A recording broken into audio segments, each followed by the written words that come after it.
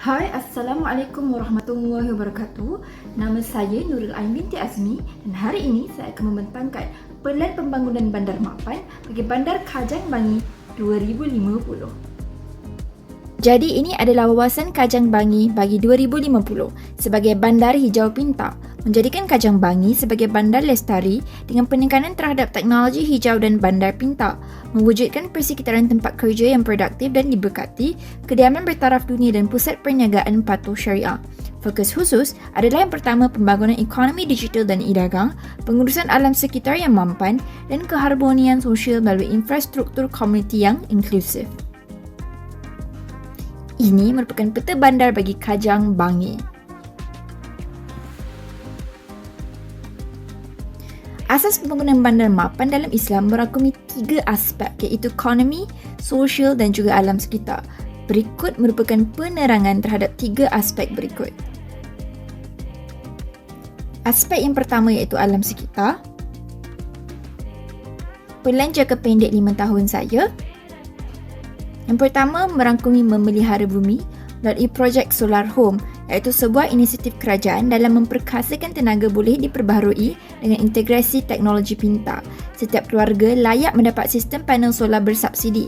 Tenaga yang dihasilkan boleh disimpan atau dijual semula kepada tenaga nasional berhad.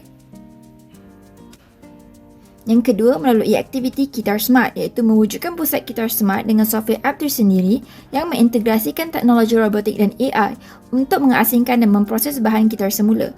Manfaat potongan bayaran utiliti dan voucher pembelian di kedai runcit setempat diberikan kepada pengguna dengan kredit skor kitar semula tertinggi.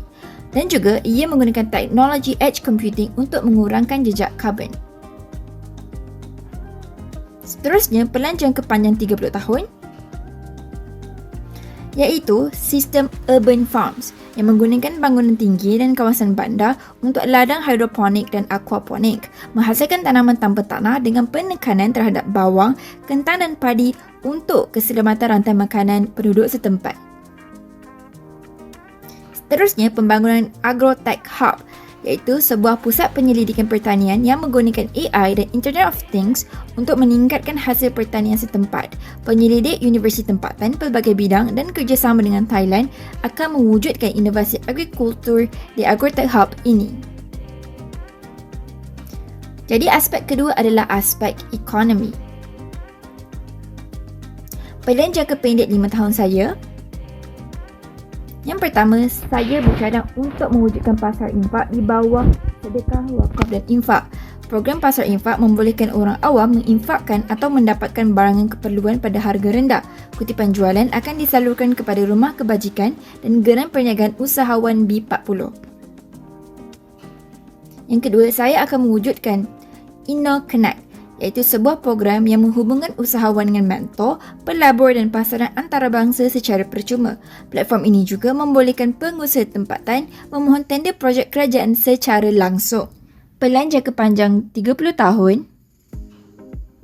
Untuk penduduk setempat, saya akan melaksanakan usahawan skim jaminan tanaman nasional iaitu sebuah skim yang memberi keutamaan kepada tanaman ruji seperti bawang, padi dan kentang menggunakan sistem tanaman atas air untuk keselamatan rantai makanan dan menjadi kuasa ekspor Asia.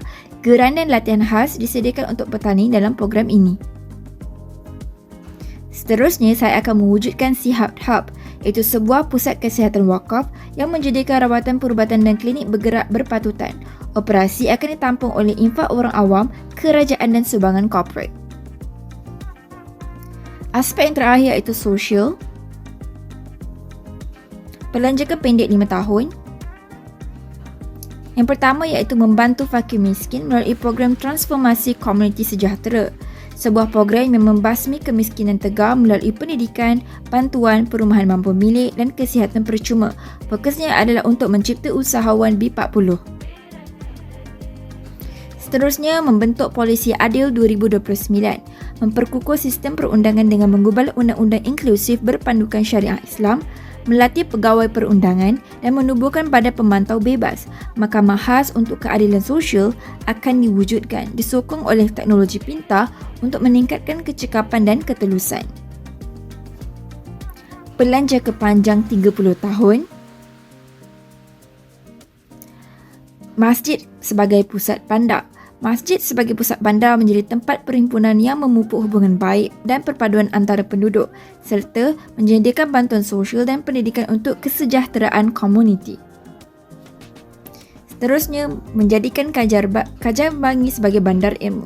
Mewujudkan institusi pendidikan bertaraf dunia, hub teknologi dan pusat penyelidikan komuniti.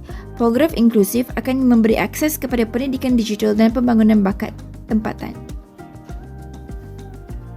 Kesimpulannya, pembangunan bandar mapan yang lestari adalah kunci untuk meningkatkan kualiti hidup dan hanya boleh dicapai dengan menitik beratkan keseimbangan antara alam sekitar, sosial dan ekonomi. Pendekatan ini memastikan kelestarian sumber untuk memenuhi keperluan generasi kini tanpa mengorbankan hak generasi akan datang.